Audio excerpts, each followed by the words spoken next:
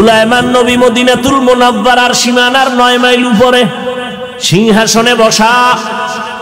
হঠাৎ পয়গম্বর সুলাইমান শুনলেন পিপিলিকার আওয়াজ।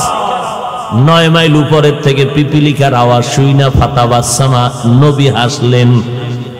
এইবার সিংহাসনকে বলে নিচে ল্যান্ড করো, নিচে ল্যান্ড করলেন।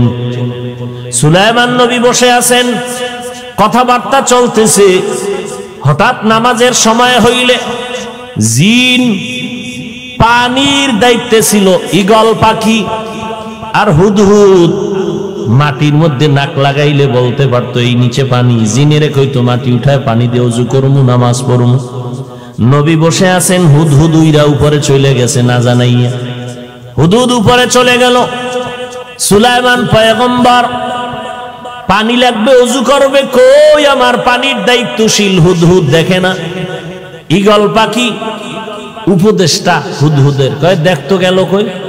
এবার ঈগল গেছে উপরে, যায় দেখে যে আইতেছে হুদহুদ। হ্যাঁ না, আরো কাহিনী আপনারা জানেন। হুদহুদ যে আইতেছে, ঈগলের চোখ গরম হয়ে গেছে। কি আজকে তোর খবর আছে? সুলাইমান নবী কসম খাইছে তোর আজ উপায় নাই। বিচারটা সুলাইমান করবে, তুই আমারে চোখ গরম দেখা ওখানে খানা, এটা দুনিয়ার নিয়ম। আসামি ধইরা কোর্টে উঠাবে, বিচারক ফয়সালা দিবে, আর আগে থানায় ডাইল বানায় এলাই স্পিডে গিয়া। কিও তুমি ডাইল বানাও কেন? কয় হাদিয়া না পাইলে উপায় কি? বুঝেননি? আসল বিচার হবে হাসরের ময়দানে। কে জান্নাতে যাবে, কে জাহান্নামে যাবে, কবরের মধ্যে উত্তম মাধ্যম হবে প্রাথমিক বিষয়। ঈগল কয় আজকে তোর খবর আছে। ঈগল কয় কোনো শর্ত লাগাইছিনি খবরের ভিতরে? কয় হ্যাঁ। উল্লেখযোগ্য কোনো কারণ যদি দর্শাইতে পারো তো সামান্য সার আছে। কয় ঠিক আছে, আমার কাছে এমন একটা খবর আছে যেই খবর সুলাইমান নবী হইয়াও জানে না। কেন জানে না?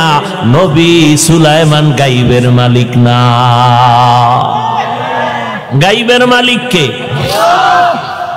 সুলাইমান নবীর সামনে হুদহুদ গিয়ে বসলো, কানে দুইটা টান দিছে। আপনি কানে ধরলেন কেন? আমি না ব্যথা পাই। কই গেছিলি? পাইলাম না। আমি গেছিলাম এমন একটা খবর নিয়ে আসছি। কি খবর? আমি উপরে উঠে দেখি আমার এক জাতি ভাই হুদহুদের সাথে মোলাকাত। হ্যাঁ, আপনার নামই জানে না। গেলাম ওরে দেখতে। কে তোরে লালন পালন করে?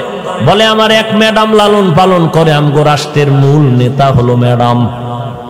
দেখতে গিয়ে দেখলাম বিশাল বড় সিংহাসন। সুলাইমান চিঠি দিলেন, হুদহুদ তোর কথা সত্য না মিথ্যা যাচাই করি চিঠি